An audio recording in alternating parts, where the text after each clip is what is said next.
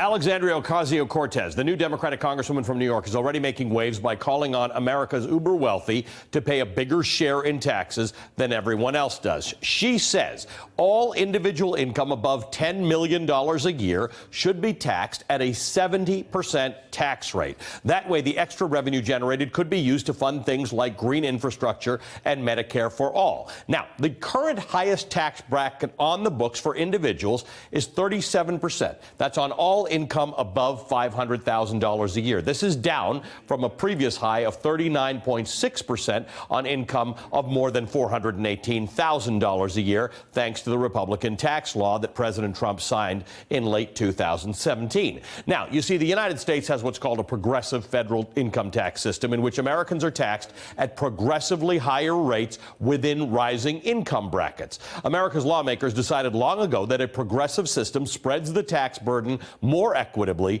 between America's rich and poor. Now, this is how a progressive system works. Right now, you pay a 10% tax rate on your first $9,525 of annual income. Anything above that, up until $38,700, gets taxed at 12% in the next tax bracket, up to $82,500, and so on, until you reach the highest tax bracket after you make $500,000 and you pay 37%.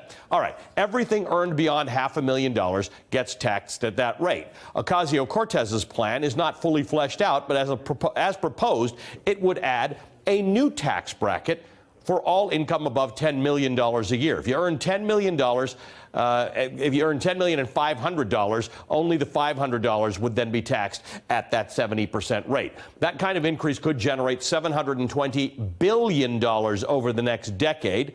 That's not enough, by the way, to foot the bill for Medicare for All, which has a projected cost of, are you sitting down for this, $30 trillion over 10 years. But it could fund a number of other proposals, like free college tuition or universal pre-K. Many Republican opponents and even some Democrats would have you believe that Ocasio-Cortez's plan calls for a 70% tax rate on all income generated by wealthy Americans. That would be disingenuous.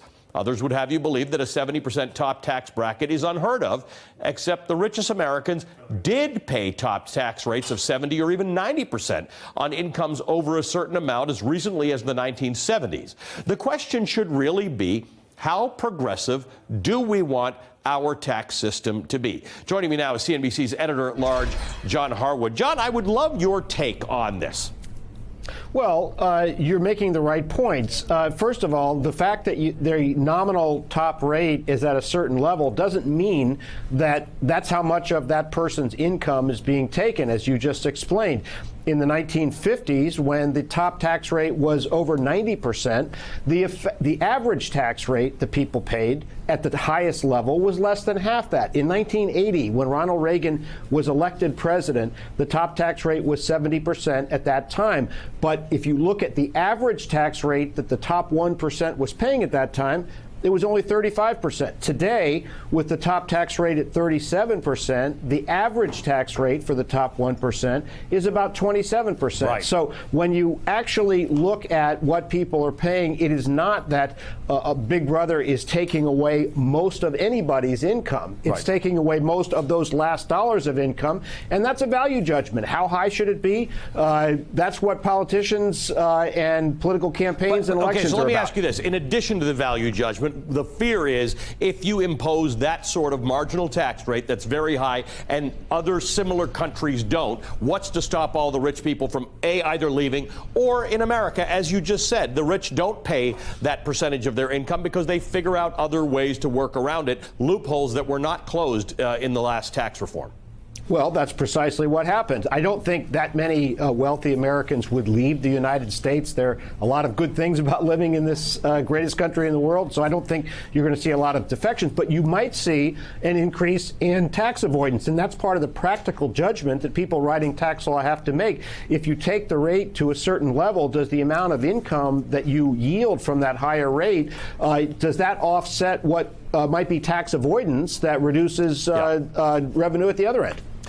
John, what a pleasure to talk to you. Thank you, as always. You I bet. think we're going to have opportunity to talk about this a lot more. John All Harwood. through the 2020 campaign, we'll be Correct. talking about it. Absolutely. Hey, MSNBC fans, thanks for checking out our YouTube channel. Subscribe by clicking on that button down there and click on any of the videos here to watch the latest interviews and highlights. You can get more MSNBC for free every day with our newsletters. Just visit msnbc.com/newsletters to sign up now.